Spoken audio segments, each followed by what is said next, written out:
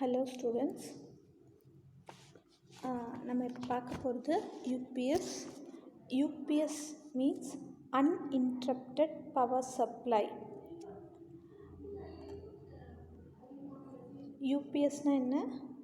Uninterrupted power supply.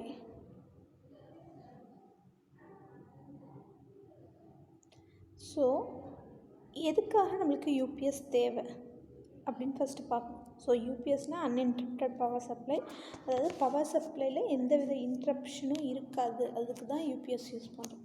So எதனால் UPS use பண்ணுறோம் அப்படின்னா, நிறைய அப்ளிகேஷனில் டெம்ப்ரரியாக இப்போ ஒரு சடனாக ஒரு பவர் ஃபெயிலியர் நடந்துச்சு அப்படின்னா பப்ளிக்கு நிறைய இன்கன்வீனியன்ஸ் இருக்கும். ஸோ அந்த இன்கன்வீனியன்ஸால் நம்மளுக்கு எக்கனாமிக் லாஸ் நிறையா நடக்கிறதுக்கு சான்ஸ் இருக்குது. ஸோ அதை அவாய்ட் பண்ணுறதுக்காக தான் நம்ம என்ன யூஸ் பண்ணுறோம்? யூபிஎஸ் யூஸ் பண்ணுறோம். ஸோ பவர் ஃபெயிலியர் அப்போ எக்கனாமிக் லாஸ் நடக்கிறத தவிர்க்கிறதுக்காக நம்ம என்ன பண்ணுறோம்? யூபிஎஸ் யூஸ் பண்ணுறோம். ஸோ இந்த யூபிஎஸ் யூஸ் பண்ணுறதுனால என்ன அப்படின்னா, கண்டினியூஸ் பவர் சப்ளை கொடுக்கும். எப்போ அப்படின்னா, பவர் ஃபெயிலியர் ஆகும் போதும் கண்டினியூஸாக பவர் சப்ளை கொடுக்கும். அதுக்காக தான் இந்த யூபிஎஸ் யூஸ் பண்ணுறோம். இதில் 2 விதமான யூபிஎஸ் இருக்குது. ஒன்று வந்து ஆன்லைன் யூபிஎஸ், இன்னொன்று வந்து ஆஃப்லைன் யூபிஎஸ். ஸோ ஜென்ரலாக யூபிஎஸ்ங்கிறது என்னென்னா அன்இன்டரப்டட் பவர் சப்ளை. ஸோ நம்மளோட பவர் சப்ளை, ஸோ நம்மளுக்கு கரண்ட் வந்துட்டுருக்கிறதுல எந்த வித இன்ட்ரப்ஷனும் இருக்காது. அதாவது பவர் ஃபெயிலியர் ஆகிட்டுனா நம்மளுக்கு இன்ட்ரப்ட் ஆகிடும்ல, நம்மளுக்கு இடைஞ்சல் எதுவும் நம்ம செஞ்சிட்ருக்க ஃபங்க்ஷனை பாதியிலே ஸ்டாப் பண்ணுற மாதிரி இருக்கும். ஸோ அதை ஸ்டாப் பண்ணாமல் இருக்கிறதுக்காக இந்த யூபிஎஸ் யூஸ் பண்ணுறோம். இதனால் நிறைய கவர்மெண்ட் சைடோ இல்லை ப்ரைவேட் சைடோ பார்த்தா நிறைய லாஸஸ் நடக்குது. அதை அவாய்ட் பண்ணுறதுக்காக தான் இந்த யூபிஎஸ் யூஸ் பண்ணுறது. நெக்ஸ்ட்டு வந்து என்னென்னா ஆன்லைன் யூபிஎஸ். நம்ம எப்படி பார்த்தோம்? இதில் 2 யூபிஎஸ் இருக்குது. அது ஒன்று ஆஃப்லைன், இன்னொன்று ஆன்லைன். நம்ம இப்போ பார்க்க போகிறது ஆன்லைன் யூபிஎஸ். ஸோ ஆன்லைன் யூபிஎஸ்னால் என்னென்னா, ஒரு சின்ன வித இன்ட்ரப்ஷனும் இருக்காது. ஸோ அதுதான் என்னது? Online UPS. No momentary interruption of the supply. So சப்ளையில் எந்த வித இன்ட்ரப்ஷனும் இல்லைன்னா அதுதான் என்னது? Online UPS. இந்த சிஸ்டமில் என்ன அப்படின்னா, பவர் எதுலேருந்து கிடைக்குது அப்படின்னா டைரெக்டாக பேட்ரியிலேருந்து கிடைக்குது. ஸோ இங்கே பாருங்கள், அந்த லோடுக்கு பவர் கிடைக்குது. எப்படி கிடைக்குது அப்படின்னா, இங்கே மெயின் ஏசி சப்ளையோடு நம்ம என்ன பண்ணியிருக்கோம்? பேட்ரிஸ் கனெக்ட் பண்ணியிருக்கோம். அது வழியாக சர்க்யூட் வழியாக உங்களுக்கு லோடுக்கு கரண்ட் பாஸ் ஆகுது. ரைட்டா? ஸோ அப்போ ஆன்லைன் யூபிஎஸ்சில் நம்மளுக்கு எது மூலிமா பவர் சப்ளை லோடுக்கு கிடைக்கிது அப்படின்னா பேட்ரி மூலிமா தான் கிடைக்கிது. ஃபஸ்ட்டு அதுக்கு என்ன பண்ணணும்? பேட்ரியை சார்ஜ் பண்ணணும். ஸோ மெயின் ஏசி சப்ளைலேருந்து நம்மளுக்கு எங்கே போகிறோம்? ரெக்டிஃபையர். ஏன்னா பேட்ரி என்ன சார்ஜ் எடுத்துக்கும்? டிசி தான் சார்ஜ் பண்ணும். ஓகேவா? ஸோ அதனால் நம்மளுக்கு வர சப்ளை என்ன சப்ளை? AC supply. ஸோ அந்த ஏசி சப்ளையை நான் டிசியாக மாற்றுறதுக்கு நம்ம ரெக்டிஃபையர் யூஸ் பண்ணுறோம். ஸோ அந்த ரெக்டிஃபையர் அப்புறம் அதை டிசி கரண்ட்டாக மாற்றி பேட்ரிக்கு கொடுக்கும். ஸோ பேட்ரியில் இப்போ என்ன எனர்ஜி சேவ் ஆகிருக்கு? டிசி எனர்ஜி சேவ் ஆகிருக்குது. அதுக்கப்புறம் பேட்ரியிலேருந்து தானே நம்ம இங்கே ஆன்லைன் யூபிஎஸ்க்கு பவர் லோடுக்கு பவர் போதுன்னு பார்த்தோம். ஸோ ஆனால் லோடுக்கு என்ன கரண்ட் இருக்கணும்? ஏசி கரண்ட் தான் அதை அக்செப்ட் பண்ணிக்கும். லோடு என்ன கரண்ட்டு? ஏசி கரண்ட் தான் இது பண்ணிக்கும். ஸோ அப்போ பேட்ரியில் இருக்கிறது என்னது? டிசி. ஸோ டிசியை நம்ம ஏசியாக கன்வெர்ட் பண்ணணுமா? ஸோ அப்படி கன்வெர்ட் பண்ணுறதுக்கு நம்ம யூஸ் பண்ணுறது தான் இந்த இன்வெர்ட்டர். ஸோ இன்வெர்ட்டர் மூலயமா நம்ம என்ன பண்ணுறோம்? டிசியை ஏசியாக கன்வெர்ட் பண்ணி ஃபில்டர் யூஸ் பண்ணி இந்த சர்க்யூட் வழியாக பாஸ் பண்ணி நம்ம என்ன பண்ணுறோம்? லோடுக்கு கரண்ட் ஃப்ளோ கொடுக்குறோம். ஓகேவா? ஸோ நம்ம இங்கே பார்த்தோம், நார்மலி ஆன் ஸ்விட்ச் வழியாக அந்த பேட்ரி மூலயமா கரண்ட் பாஸ் ஆகி லோடுக்கு போயிடுச்சு. ஓகேவா? இப்போ இது வந்து என்ன இருக்கும்? பவர் ஃபெயிலியர் ஆனாலும் நம்மளுக்கு எப்படி கிடைக்கும்? பவர் இருந்தாலும் பேட்ரி வழியாக தான் சார்ஜ் ஆகும். பவர் இருந்தாலும் என்னாகும்? பவர் வருது. ஸோ பேட்டரியில் சார்ஜ் பண்ணிக்கிறோம். அதுக்கப்புறம் லோடுக்கு கொடுத்துருக்குறோம்.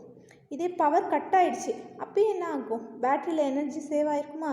ஸோ அப்போ என்ன ஆகும்? அப்பயும் என்ன ஆகும்? இன்வெர்ட்டருக்கு போகும், ஃபில்டருக்கு போகும், அப்புறம் இந்த நார்மலி ஆன் ஸ்விட்சுக்கு போகும். இந்த நார்மலி ஆன் ஸ்விட்ச்லேருந்து என்ன ஆகும்?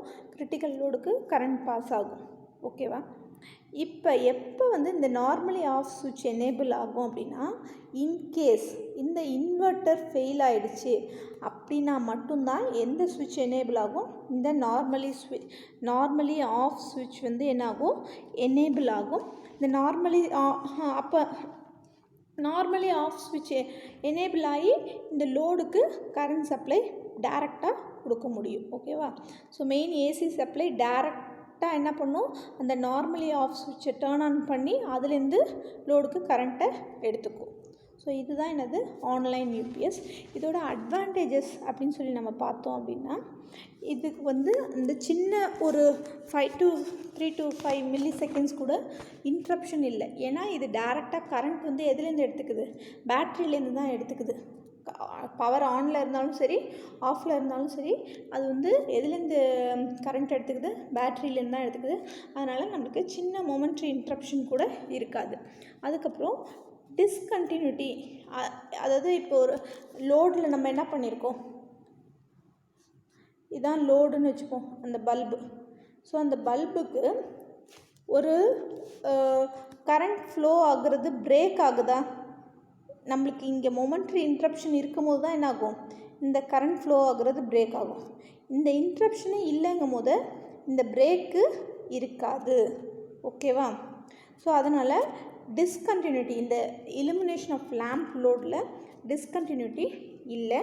அதுக்கப்புறம் இப்போ இன்வெர்ட்டர் ஃபெயில் ஆனால் மட்டும்தான் என்ன ஆகும், இந்த லோட் வந்து எதை சுவிட்ச் ஆன் பண்ணும், மெயின் சப்ளைலேருந்து டைரெக்டாக அந்த நார்மலி ஆஃப் சுவிட்சை டேர்ன் ஆன் பண்ணி அதுலேருந்து கரண்ட் எடுத்துக்கும். இதில் உள்ள டிஸ்அட்வான்டேஜஸ் என்ன அப்படின்னு சொல்லி நம்ம பார்த்தோம்னா, இதோட காஸ்ட் வந்து ரொம்ப அதிகம், இதோட டெம்பரேச்சர் வந்து அதிகமாக இருக்கும். ஏன்னா பேட்ரி போய் சேவ் ஆகி அதுக்கப்புறம் இதை எடுத்துக்கும். ஸோ டெம்பரேச்சர் அதிகமாக இருக்கும். மோர் பவர், இது வந்து நிறைய பவர் வந்து கன்சியூம் பண்ணும். அதுக்கப்புறம் லைஃப் ஆஃப் த பேட்ரி வந்து லோ. எதனால் life of the battery low, நம்ம ஃபுல்லாகவே இது வந்து ஒர்க் ஆகுறது எதை வச்சு ஒர்க் ஆகுது, இந்த பேட்ரியிலேருந்து தான் ஒர்க் ஆகிட்டுருக்கு. அதனால் இதோட லைஃப் வந்து கம்மி. ஓகேவா? இதுதான் என்னென்னா online UPS. Next offline UPS. So offline யூபிஎஸ்னால் என்ன, ஸோ ஏசி சப்ளையை நம்ம எதில் இது பண்ணியிருக்கோம், இந்த ஏசி சப்ளையை ரெக்டிஃபையரோட இதாக இருக்கும். நம்ம ஏற்கனவே சொன்னால் as we said earlier, battery only can charge DC current. ஓகேவா? ஸோ டிசி கரண்ட் மட்டும்தான் சார்ஜ் பண்ண முடியும்னு சொல்லியிருந்தோம். அதனால் என்ன பண்ணுறோம், ரெக்டிஃபையர் யூஸ் பண்ணி மெயின்லேருந்து வர கரண்ட் என்ன கரண்ட்டு, ஏசி கரண்ட். ஸோ அந்த ஏசி கரண்ட்டை டிசி கரண்ட்டாக மாற்றி பேட்ரியில் எனர்ஜியை சேவ் பண்ணி வச்சுருக்கோம். அப்போ பேட்ரியில் இருக்கிற என்ன எனர்ஜி, டிசி எனர்ஜி. ஸோ ஆனால் நம்மளுக்கு லோடுக்கு யூஸ் பண்ணுறது என்னது, ஏசி மட்டும்தான் யூஸ் பண்ணுவோம். ஸோ அதனால் இந்த டிசியை நம்ம என்ன பண்ணணும், ஏசியாக கன்வெர்ட் பண்ணணும்.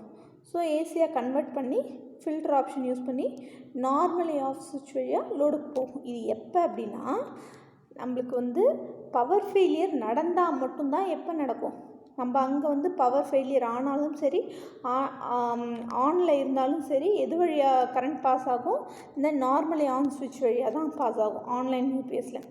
இங்கே ஆஃப்லைன் யூபிஎஸில் எப்போ இந்த நார்மலி ஆஃபில் எப்போ பாஸ் ஆகும் அப்படின்னா, பவர் ஃபெயிலியர் நடந்தால் நடக்கும். ஜென்ரலாக ஃபஸ்ட்டு கரண்ட் மெயின் ஏசி சப்ளைலேருந்து எங்கே போகுது, இந்த நார்மலி ஆன் சுவிட்ச் வழியாக லோடுக்கு கரண்ட் பாஸ் ஆகும். ஓகேவா? ஏசி சப்ளைலேருந்து கரண்ட் வந்து எங்கே பாஸ் ஆகுது, லோடுக்கு பாஸ் ஆகுது. எது வழியாக பாஸ் ஆகுதுன்னா, இந்த நார்மலி ஆன் சுவிட்ச் வழியாக பாஸ் ஆகுது. அட் த சேம் டைம் இது என்ன பண்ணும், பேட்ரிலையும் எனர்ஜியை சேவ் பண்ணிகிட்டே இருக்கும். ஸோ நம்ம இங்கேருந்து தான் ஒரு சர்க்யூட் எடுத்திருக்கோம். ஸோ இன்னொரு சர்க்யூட்டில் என்ன இருக்குது, ரெக்டிஃபையரை கனெக்ட் பண்ணியிருக்கோம், அது வழியாக பேட்ரியை சார்ஜ் பண்ணிக்கிட்டு இருக்கோம். ஓகேவா? ஸோ இப்போ இது பேட்ரி ஒரு சைடில் வந்து என்ன ஆகிட்ருக்கோம், லோடுக்கு கரண்ட் பாஸ் ஆகிட்டே இருக்கும்.